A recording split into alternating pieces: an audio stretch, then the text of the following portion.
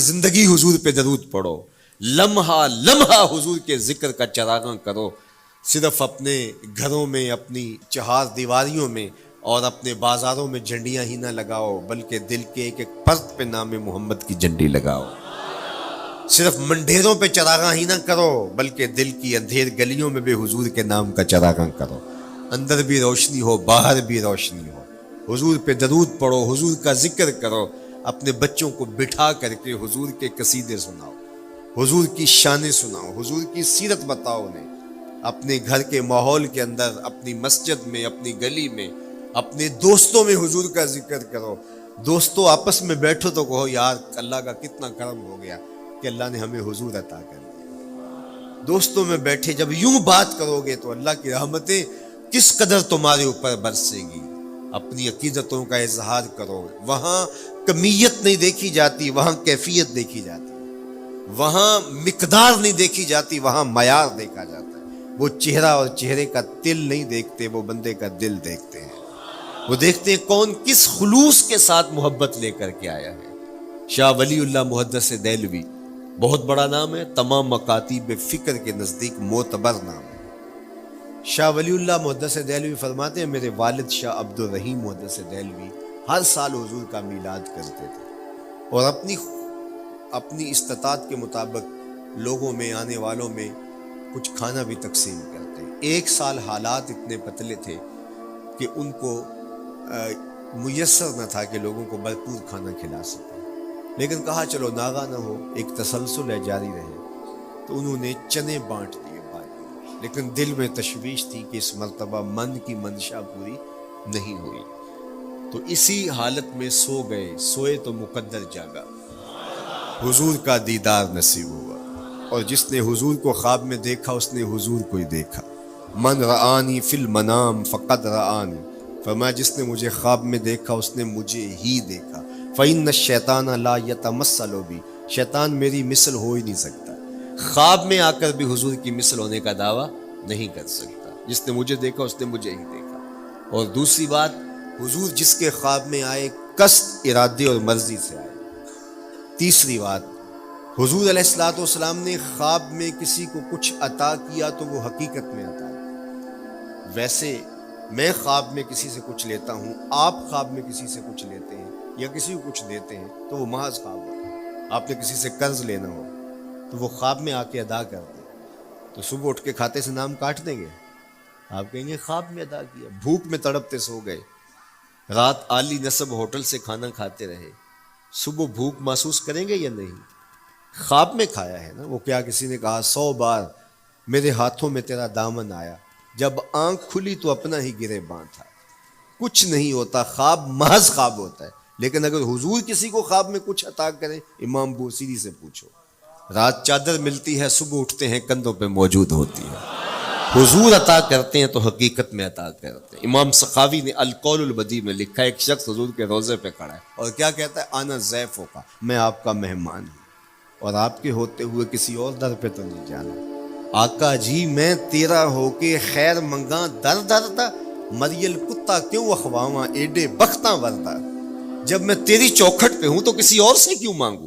اور میرے امام بولے کون دیتا ہے دینے کو منہ چاہیے، دینے والا ہے سچا ہمارا۔ کوئی جھولی میں چند ٹکڑے ڈال بھی دے تو ساری زندگی جتلائے گا۔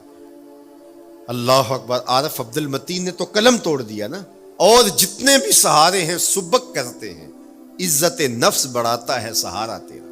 ہر آسرا کمزور کرتا ہے لیکن نبی کا آسرا سر بلند کرتا ہے۔ کسی چودھری کا، خان وڈیرے کا مانگت سر اٹھا کے چل سکتے کہ میں فلاں کا مانگت ہوتا ہوں اور جس کو خیرات مدینے کی گلی سے ملی ہو؟ اسی لیے میرے امام نے مشورہ دیا، ٹھوکریں کھاتے پھرو گے ان کے در پہ پڑ رہو۔ قافلہ تو اے رضا اول گیا آخر گیا۔ وہ کھڑا ہی حضور کے روضے پہ اور کیا کہتا ہے؟ آنا ضیفوں کا، میں آپ کا مہمان ہوں، اور آپ کے ہوتے کسی اور در پہ جاؤں؟ اللہ اکبر۔ یہ کہتے کہتے آنکھ لگ گئی۔ حضور خواب میں تشریف لائے، دائیں ہاتھ میں روٹی تھی، عطا کرتے ہوئے میں خذ لے لے۔ کہتا میں نے خواب میں کھانا شروع کر دیا، ابھی آدھی روٹی کھائی تھی، پوری روٹی نہیں کھائی تھی، آدھی روٹی کھائی تھی کہ میری آنکھ کھل گئی۔ جب آنکھ کھلی تو دوسرا آدھا ٹکڑا میرے ہاتھ میں موجود تھا۔ وہ دیتے ہیں تو حقیقت میں دیتے ہیں۔ تو شاہ ولی اللہ محدث دہلوی فرماتے ہیں کہ میرے والد شاہ عبد الرحیم محدث دہلوی نے خواب میں حضور کو دیکھا، اور چونکہ دن یہ عمل گزرا تھا اور کہ مہمانوں کو خاطر خواہ تواضع نہیں کر سکا تھا، تو حضور کے سامنے نواع اقسام کی چیزیں پڑی ہیں، اور ان میں میرے والے چنے بھی موجود ہیں، اور حضور ان کے ساتھ شفقت فرما رہے ہیں۔ تو یہاں معیار دیکھا جاتا ہے، مقدار نہیں دیکھی جاتی، یہاں کمیت نہیں دیکھی جاتی، کیفیت دیکھی جاتی ہے۔ یہاں چہرے اور چہرے کا تل نہیں دیکھا جاتا، یہاں آنے والے کا دل دیکھا جاتا۔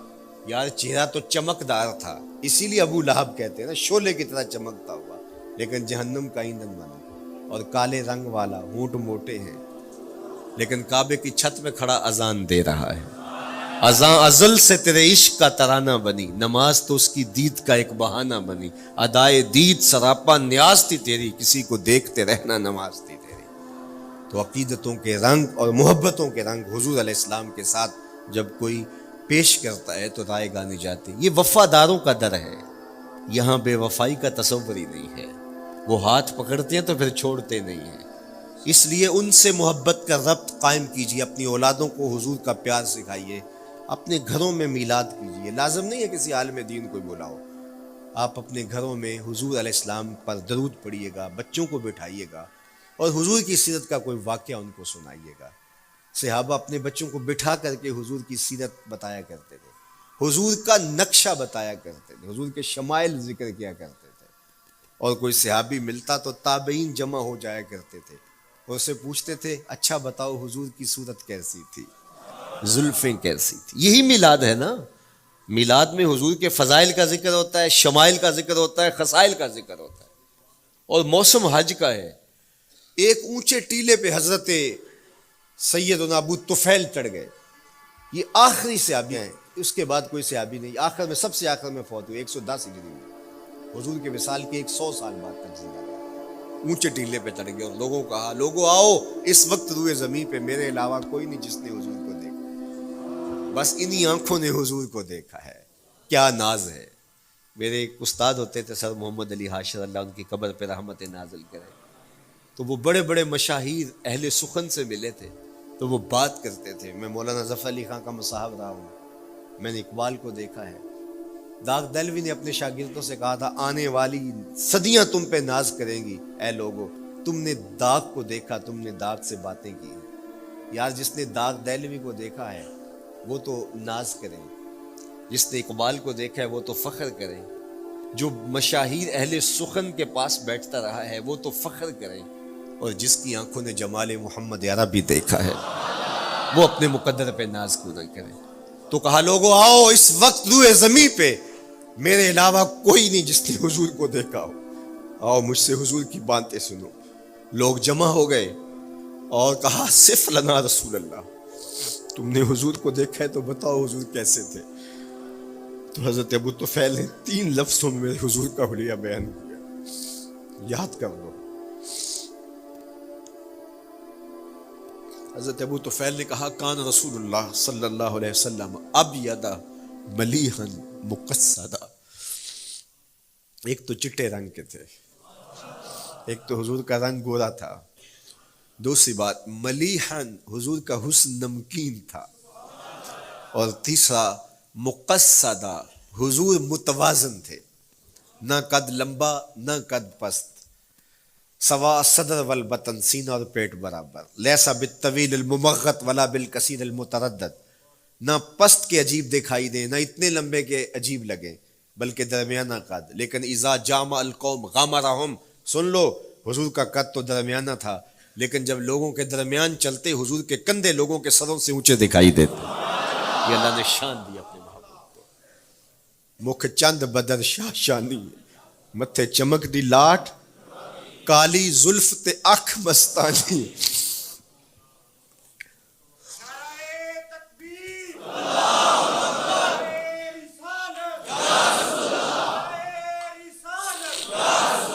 کالی زلف تے اکھ مستانی ہیں، مخمور رکھی ہن مد بھریاں۔ میں آپ کو مدینے کی گلی میں لے جانا چاہتا تھا، کہ حضور علیہ السلام کی جب آمد ہوئی تو اہل مدینہ نے کس طرح جلوس نکالا، وہ عقیدتوں کے کیا رنگ تھے، لیکن وقت سمٹ گیا۔ لیکن اتنا سن لو کہ جب حضور تشریف لائے تو جنوبی سمت سے حضور آئے تھے۔ جب انہوں نے دیکھا نا تو اچانک وداع کے پہاڑوں کی اوٹ سے حضور دکھائی دیے، تو سیاہ پہاڑ ہیں، تو ان سے جب حضور کا چمکتا ہوا چہرہ دکھا نا تو بے ساختہ انہوں نے کہا طلع البدر علینا، وہ دیکھو چاند چڑھ گیا ہے، طلع البدر علینا، وہ دیکھو چاند چڑھ گیا۔ یہ شاعری خود بخود ہوتی ہے، خود بخود ترتیب، ایک ہوتی ہے آورد، ایک ہوتی ہے آمد، یہ آمد ہے۔ طلع البدر، وہ دیکھو چاند چڑھ گیا۔ من ثنیات الوداع وجب الشکر علینا۔ مورخ اسلام حفیظ جالندری نقشہ کھینچتے ہیں، جنوبی سمت سے اٹھا ایک نوری غبار آخر، جنوب